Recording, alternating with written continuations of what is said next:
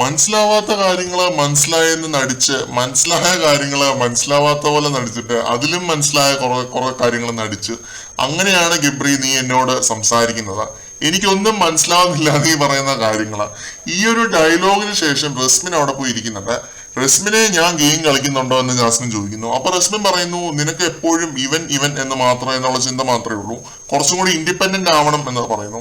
ഈ സമയത്ത് ജാസ്മിൻ പറയുന്നു ഞാൻ ഈ ചോദിക്കുന്നത് തെറ്റായിട്ട് തോന്നുന്നുണ്ടോ? അപ്പൊ ഗബ്രി പറയുന്നു 100%, 5000% അതെ, ചോദിക്കുന്നത് തെറ്റാണ് എന്ന് പറയുന്നു. ജാസ്മിൻ പറയുന്നു എനിക്ക് ഫോൺ വിളിച്ച് ചോദിക്കാനുള്ള ഒരു ഓപ്ഷൻ ഉണ്ടായിരുന്നെങ്കിൽ ഞാൻ ആരെയും ഇത് വിളിച്ച് ചോദിച്ചേനെ, അതില്ലാത്തതുകൊണ്ടാണ് ഞാൻ നിങ്ങളോട് സംസാരിക്കുന്നത്, എന്റെ ഗതികേടിന്റെ പുറത്താണെന്നുള്ള രീതിയിൽ ജാസ്മിൻ പറയുന്നു. അപ്പോൾ റസ്മിന്റെ ഒരു ഡൗട്ട് ചോദിക്കുന്നുണ്ട് ജാസ്മിന്റെ അടുത്ത്. ജാസ്മിനെ നിനക്ക് വയ്യാതായപ്പോ ഗബ്രി ഗെയിമിലെല്ലാം ആക്റ്റീവ് ആയിരുന്നു, അത് ഓപ്പോസിറ്റ് ആണെങ്കിൽ നീ ആക്റ്റീവ് ആകുമായിരുന്നോ എന്നിങ്ങനെ ചോദിക്കുന്നുണ്ട്. അപ്പൊ ഗബ്രി പറയുന്നു ഇതിനൊരു ഉത്തരം കിട്ടണമെന്നുണ്ടെങ്കിൽ ഒന്നെങ്കിൽ ഇവള് പോകണം അല്ലെങ്കിൽ ഞാൻ പോകണം, എനിക്ക് മടുത്തു ഇതിനെക്കുറിച്ച് സംസാരിച്ച് ഗബ്രിയും സത്യം പറഞ്ഞാൽ മടുത്തു.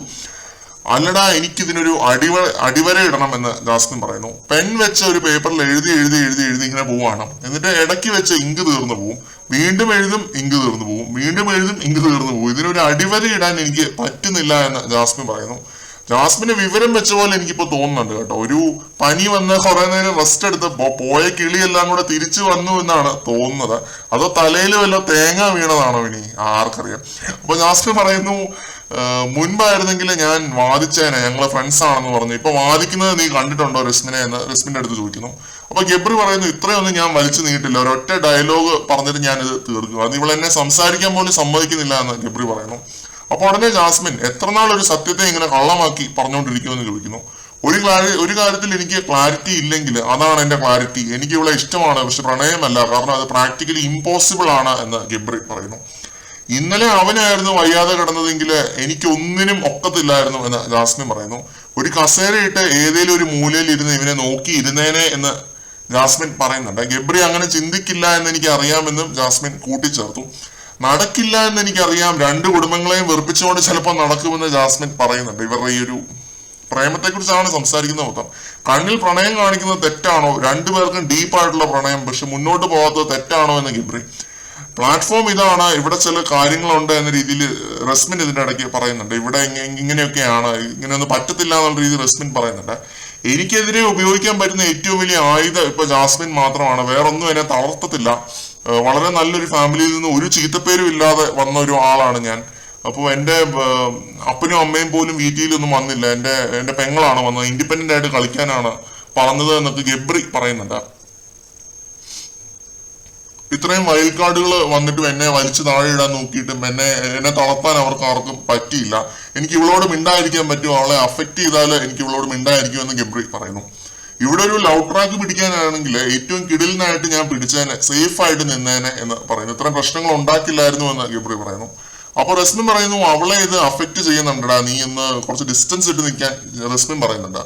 അപ്പൊ ഗബ്രി ദേഷ്യപ്പെടുന്നു, എന്നെ അഫക്ട് ചെയ്യുന്നില്ല, ഞാൻ വല്ലോ തെറിയും കൂടി പറയുമെന്ന് ഗബ്രി പറയുന്നു. എനിക്ക് പൊളിയുന്നുണ്ട് മൊത്തത്തില്, ഞാൻ എല്ലാം കൂടി വലിച്ചു പറിച്ച് കളഞ്ഞിട്ട് ഇറങ്ങി പോകുമെന്ന് ഗബ്രി പറയുന്നു ദേഷ്യപ്പെട്ടിട്ട്. ഇതിങ്ങനെ ഒന്നും രണ്ടും പറഞ്ഞ് ഇങ്ങനെ മുന്നോട്ട് പോവാണ്. കഴിഞ്ഞ ഒരു 45 മിനിറ്റ് ആയിട്ട് ഇവരുടെ ഈ ഒരു ചർച്ചയാണ് ലൈവിനകത്ത്. എന്നിട്ട് ലാസ്റ്റ് ജാസ്മിൻ സഹി കേട്ട് പറയുന്നു ഇനി ഞാൻ നിന്നോട് ഇതിനെപ്പറ്റി സംസാരിക്കുകയില്ല മോനെ ഗബ്രി, ഇത് ജാസ്മിന്റെ വാക്കാണ്. ഇത്രയും നേരം ഇവരുടെ ഈ ഒരു കോൺവെർസേഷൻ ലൈവില് കേട്ടപ്പോ എനിക്ക് തോന്നിയൊരു കാര്യമാണ് കർമ്മം.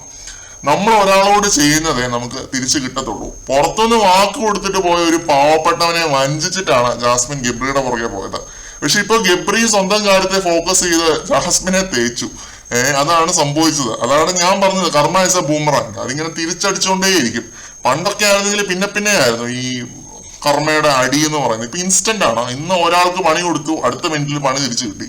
അപ്പൊ ജബ്രി കോംബോയെ കുറിച്ച് ഇതിൽ കൂടുതലൊന്നും എനിക്ക് പറയാൻ അറിയത്തില്ല കേട്ടോ. സത്യമായിട്ട് ഈ 45 മിനിറ്റ് ഇവരുടെ ഈ ഒരു സംഭവം കേട്ടത് സത്യം കിളി പോയി. കുറെ വീഡിയോകളിലായിട്ട് ഓൾറെഡി പറഞ്ഞ കാര്യങ്ങൾ തന്നെയാണ് ഇതൊക്കെ. ഗബ്രി ജാസ്മിനെ യൂസ് ചെയ്യുകയായിരുന്നു എന്നത് ഇപ്പൊ പച്ചവെള്ളം പോലെ ക്ലിയർ ആണ്. ഗബ്രിയുടെ ഈ ഒരു അപ്രോച്ചിൽ നിന്നും അത് വളരെ വ്യക്തമാണ്. ഗബ്രി പറഞ്ഞ ഓരോ റെസ്പോൺസും എടുത്ത് നോക്കിയാൽ നമുക്കതാണ് മനസ്സിലാവുന്നത്. ജാസ്മിൻ പറഞ്ഞ പോലെ ഇതൊരു നോവൽ എഴുതാൻ മാത്രം കാര്യങ്ങൾ ഇവര് സംസാരിക്കുന്നുണ്ട്. പക്ഷെ എഴുതി പേനയിൽ ഇങ്ക് തീർന്നു പോകുന്നു എന്നല്ലാതെ ഒരു ഗുണവുമില്ല. ഇങ്കും വേസ്റ്റ്, പേപ്പറും വേസ്റ്റ്, ആർക്കും ഒരു പ്രയോജനവും ഇല്ലതാനും. ഇന്നുകൊണ്ട് ഈ ഒരു കോംബോ അവസാനിച്ചോ ഇല്ലയോ എന്നൊക്കെ എന്നോട് ചോദിച്ചാൽ എനിക്ക് സത്യമായിട്ട് അറിയത്തില്ല കേട്ടോ. സത്യമായിട്ട് ഉള്ള പോലെ ഞാനങ്ങ് പറയുകയാണ്. ഇതൊക്കെ പറഞ്ഞിട്ട് നാളെ മടിയിൽ കിടന്ന് ഉറങ്ങും. അതാണ് ഈ രണ്ടെണ്ണവും. അതുകൊണ്ട് നമുക്ക് ഈ ഒരു രീതിയിലും ഇതൊന്നും നമ്പാൻ പറ്റത്തില്ല. അപ്പം ഇത്ര നേരം ഇവരുടെ ഈ ഒരു കോൺവെർസേഷൻ കേട്ട് നിങ്ങളുടെ മുമ്പിലേക്ക് എത്തിച്ചു എന്നേ ഉള്ളൂ. കാരണം നമ്മൾ ലൈവ് അപ്ഡേറ്റ് ഇടുന്ന ചാനലാണ്. അതിൽ കൂടുതൽ ലൈവ് അപ്ഡേറ്റുകളുമായിട്ട് നമുക്ക് വീണ്ടും കാണാം.